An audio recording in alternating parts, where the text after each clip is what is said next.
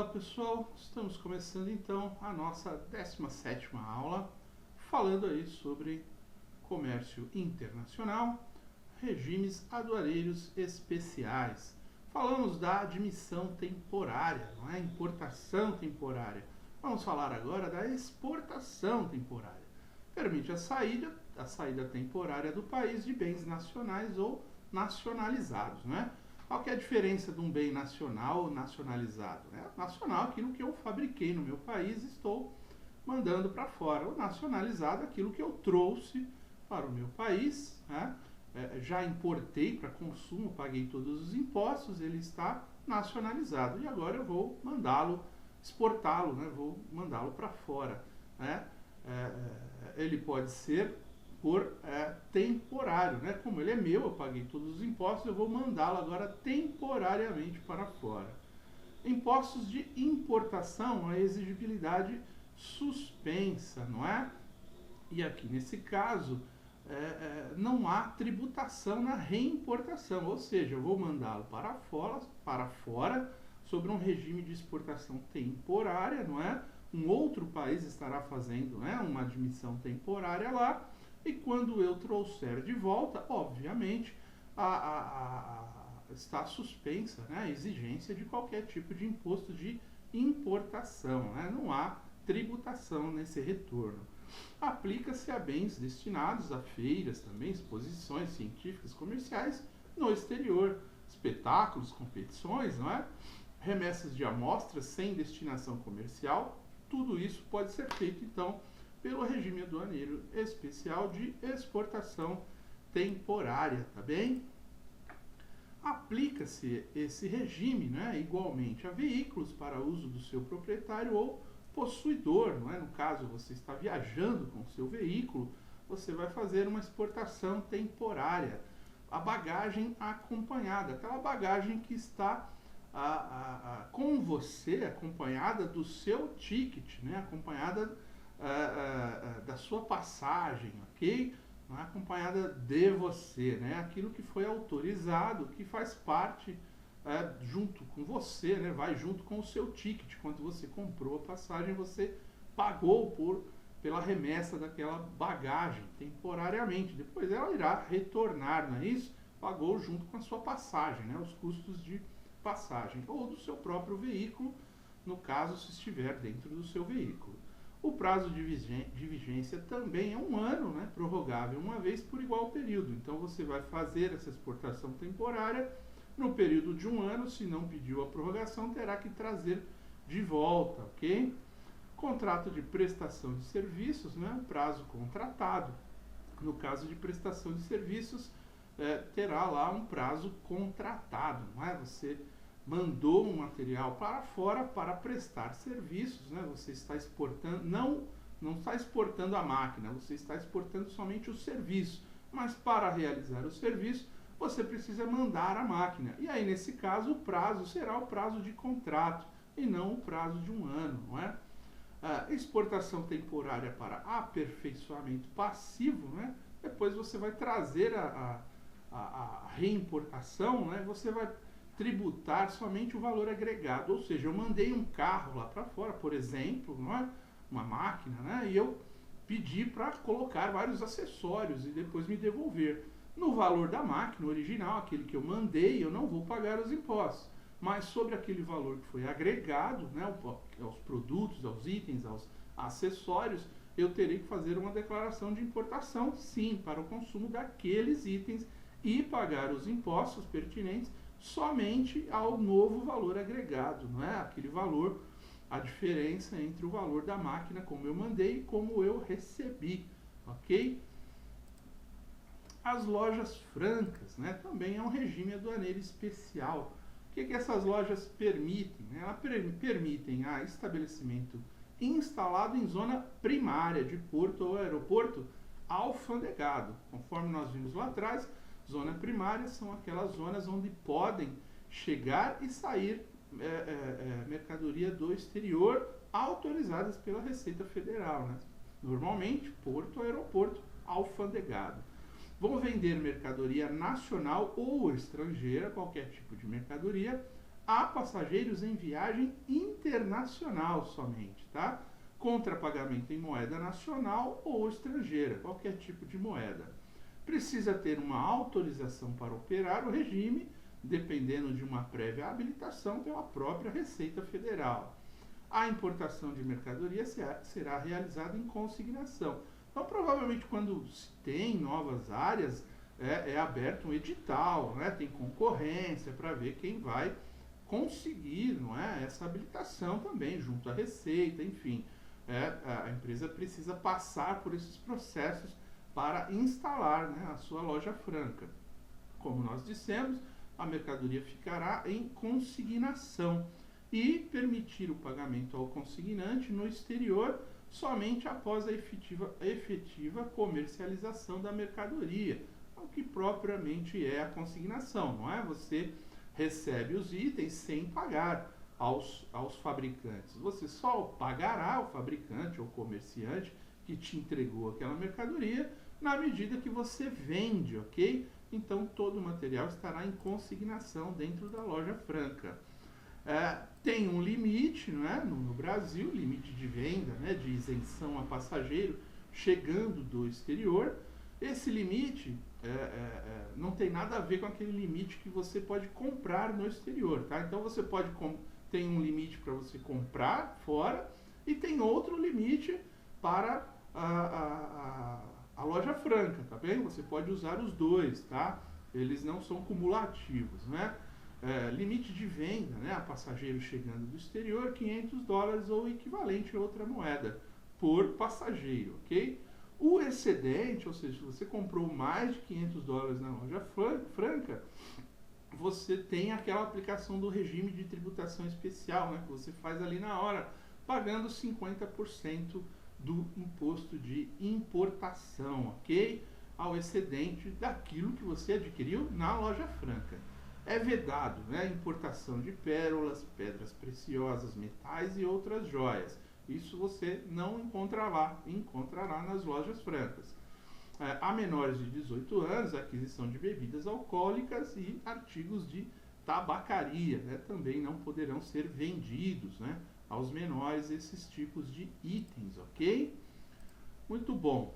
Vamos falar então agora de um outro regime aduaneiro especial, que é o depósito aduaneiro de distribuição, ok? Nós falamos lá já de depósito, importação e exportação, tá? Esse aqui é para distribuição específico. Permite o entreposto de mercadorias estrangeiras importadas. Então você traz de fora, coloca nesse local, não é? Mas esse não é de uso público, ele é só seu, ok? Sem cobertura cambial, né? Não precisa ter a cobertura, destinadas à exportação, à reexportação para terceiros países e despacho para consumo. Ou seja, você traz essa mercadoria, coloca dentro de um depósito seu, você tem autorização para isso, conseguiu permissão, conseguiu trazer a mercadoria, ela não paga os impostos, né, a menos que você faça o despacho para consumo, e se você for reexportar ou, né, exportar, você não precisa pagar os impostos, né? A diferença de exportação e reexportação já falamos, né? Exportação é quando você manda alguma coisa fazendo a declaração de exportação normalmente. A reexportação é quando você trouxe sob, né, o regime de admissão temporária, ok? E exportação quando você trouxe sobre o regime comum. Mercadorias importadas deverão ser da mesma marca adotada pela beneficiária e produzidas por empresas sediadas no exterior e vinculadas à beneficiária, independentemente de sua origem ou procedência. Ou seja, esse depósito aduaneiro, né, de uso privativo, né, se vai fazer a distribuição daquele material para outros países, ele só poderá ser de empresas pertencentes ao seu grupo, né, ou de marcas que você detenha, ok?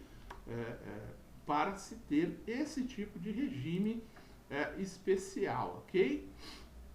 Temos também o depósito especial, né? Esse depósito especial, esse regime, ele permite estocagem de partes, peças, componentes e materiais de Reposição ou manutenção para veículos, máquinas, equipamentos, aparelhos e instrumentos, né? Estrangeiros, nacionalizados ou não, empregados nas atividades de transporte, né? Aeronave, motores e roteadores para aeronaves, embarcações, locomotivas, vagões, equipamentos ferroviários, unidades de carga, ou seja, o depósito especial ele também tem, não é, a sua a particularidade, né? Alguns segmentos, alguns itens somente poderão utilizar deste tipo de regime especial, ok? Após produção agrícola, tratores, né? Apoio, perdão, à produção agrícola, tratores, equipamentos, etc. Construção e manutenção de rodovias, ferrovias, portos, aeroportos, pesquisa, prospecção e exploração de recursos minerais, geração e transmissão de som e imagem, diagnose, cirurgia, terapia, pesquisas médicas, geração, transmissão, distribuição de energia, laboratórios de análise e pesquisa científica. Ou seja, você poderá trazer partes, peças, componentes, materiais, tudo que você vai utilizar nessas atividades, não é? Nesse tipo de atividade, porque você terá manutenção, não é? Desses itens e você poderá então trazer para esse depósito especial esse tipo de material com isenção, ok, do pagamento de impostos, tá bem? Mas para isso você tem que conseguir essa autorização para um depósito especial se você trabalha, né, nesse tipo de transporte, né? Aeronaves, embarcações, locomotivas, unidades de carga, ok? E servirá para apoio, né? A produção, pesquisa, enfim, tudo isso, ok? Muito bom. Continuando, quais são as características aí desse depósito especial, né? É um depósito em local não alfandegado, tá bem? Não é igual ao Recof, não tem um sistema informatizado, não tem unidade da Receita Federal lá. Obviamente haverá o controle, né? Porque o território aduaneiro, sendo ele zona primária ou zona secundária, e nesse caso aqui, o depósito especial será considerado zona secundária, mas ele não estará alfandegado, por isso mesmo não será alfandegado. Mas terá um controle, né, de software desenvolvido pelo beneficiário, desenvolvido ou adquirido, né, ou comprado pelo beneficiário, que fornecerá todas as informações solicitadas, né, pela Receita ou por outros órgãos aí competentes. Quando você extingue aí esse regime, quando você devolve, faz a reexportação, né, você trouxe sob admissão temporária para o seu depósito, não vai utilizar. Quando você faz uma exportação, né, manda, se você trouxe sobre um regime comum, não é? Transferência para outro tipo de regime, ou despacho para consumo, não é? Ou a própria destruição do item. Aí você também tem que encerrar o depósito, né?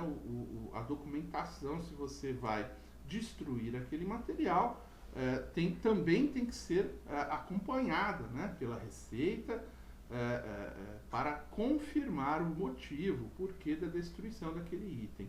E o despacho para consumo, de repente você não vai utilizar nos seus itens, você vai utilizar para uma outra atividade, um outro item que está fora dos seus termos de responsabilidade, da documentação que você, do tipo de autorização, isenção que você tem. E você vai despachar para consumo, aí você recolhe os impostos, ok?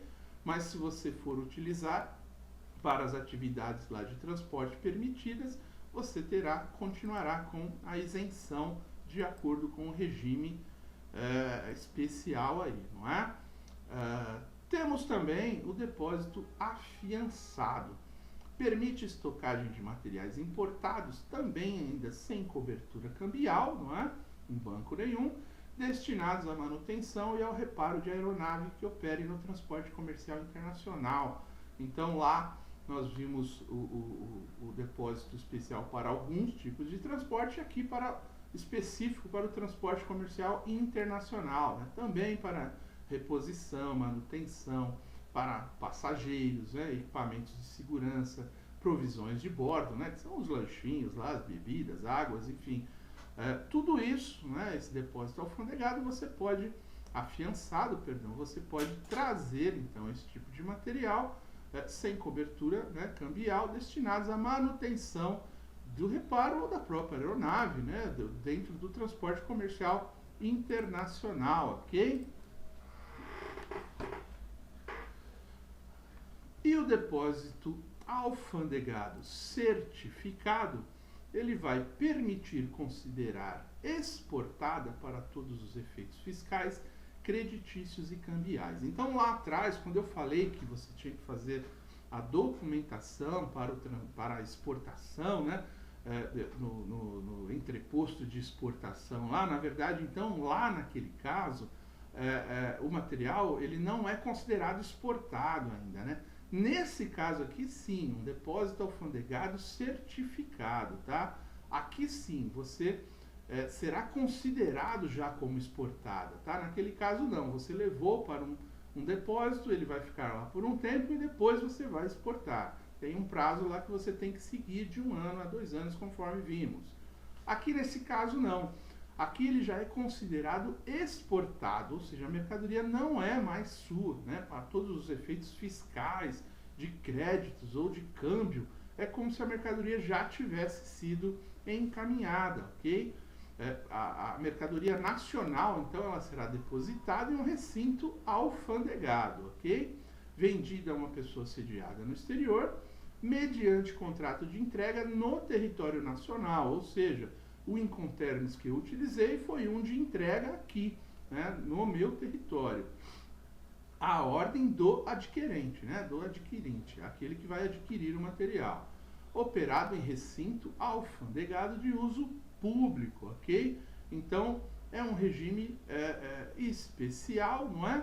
Aduaneiro que existe no Brasil aí, que pode ser utilizado por algum motivo, ok?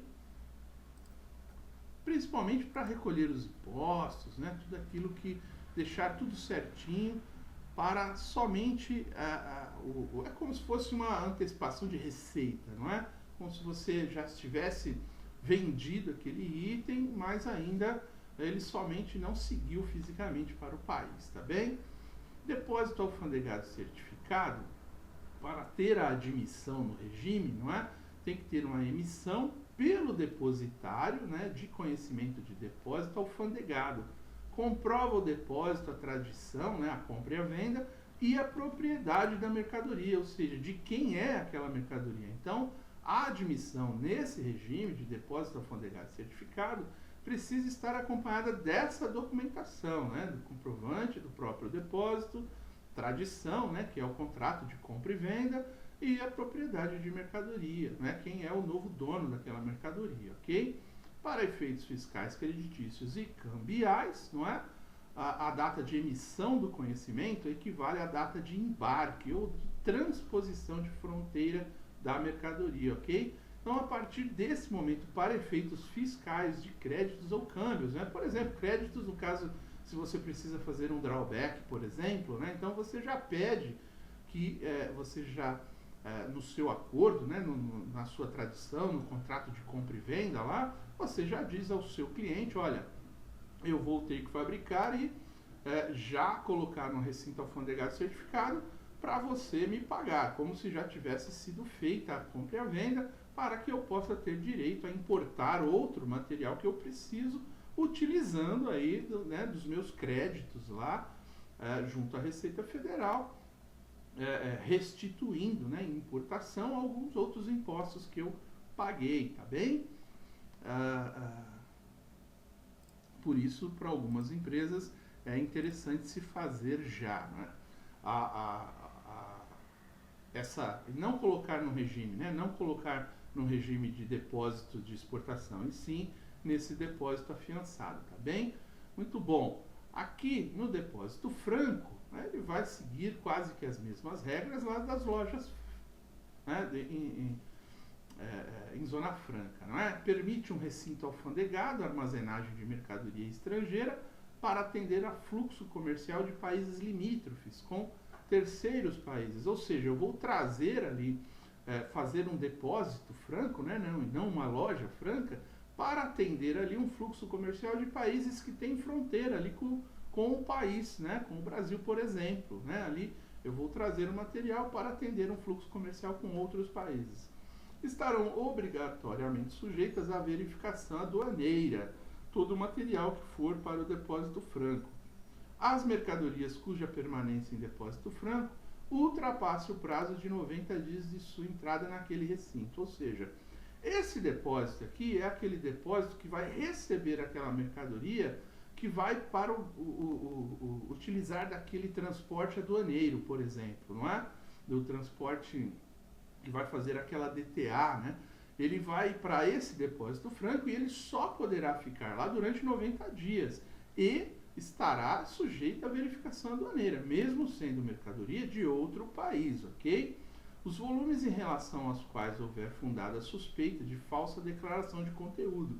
Então, tudo isso poderá ser investigado pela Receita dentro desses depósitos. Esses depósitos é que vão receber essas mercadorias que estão em trânsito, tá bem?